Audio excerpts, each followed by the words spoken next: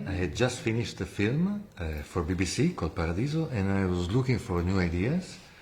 And a friend of mine says, you have to go to this place, because if you do, you will fall in love and you will desire to portray it.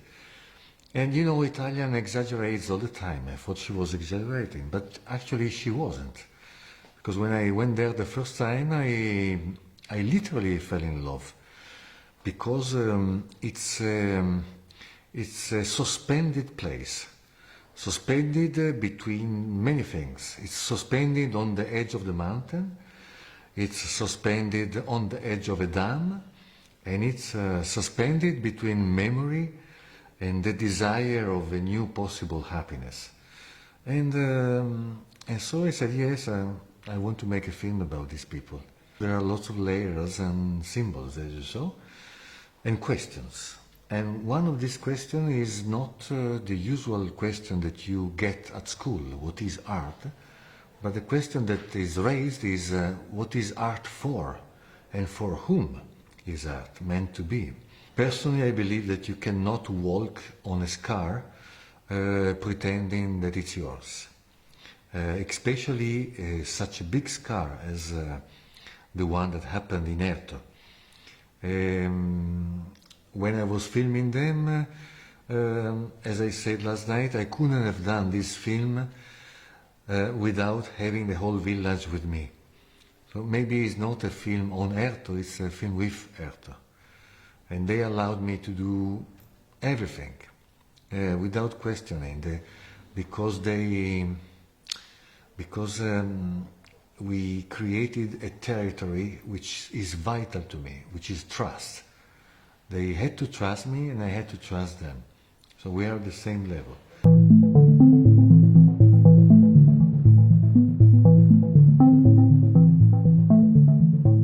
The film is constructed as mirrors.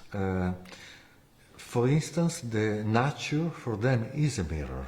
It's not a god above them.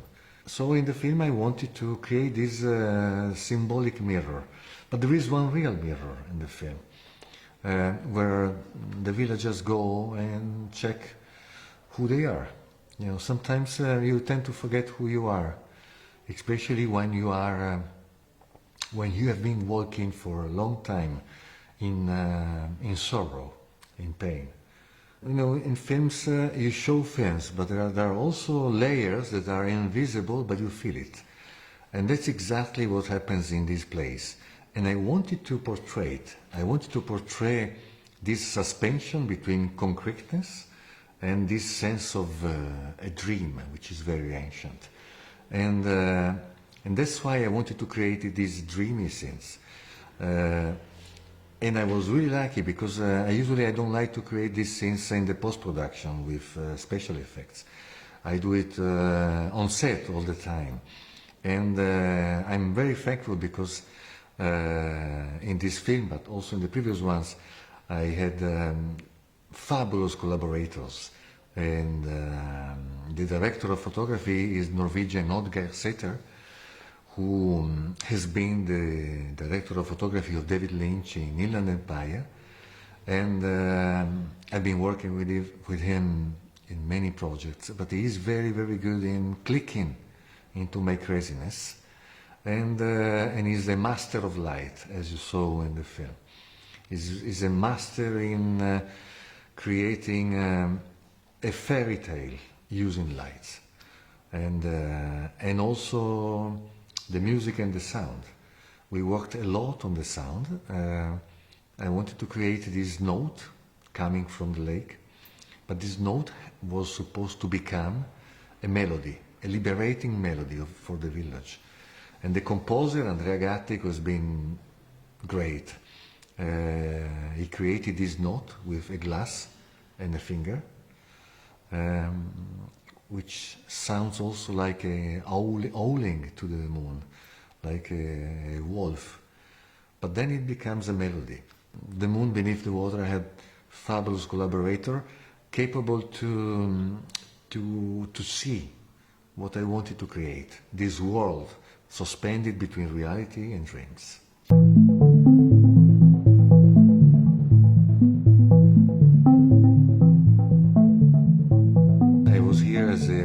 jury 3 years ago, and previously with another film.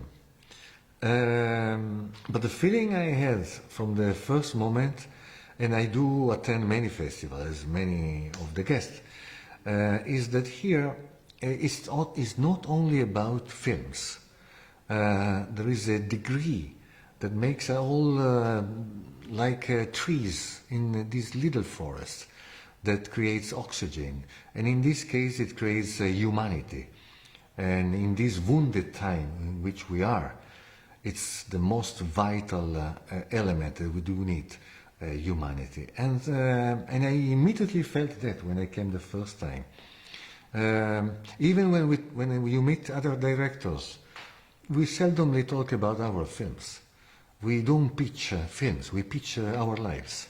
And I thought that was wonderful. And so I'm very thankful to be back, because it's like being in a sort of small but powerful forest.